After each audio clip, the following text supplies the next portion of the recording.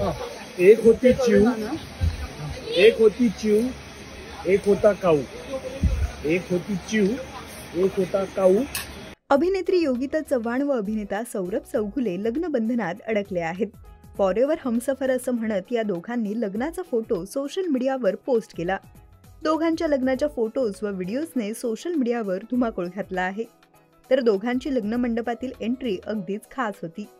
अशातच या जोडीने एकमेकांसाठी खास उखाणा घेतलेला पाहायला मिळतोय.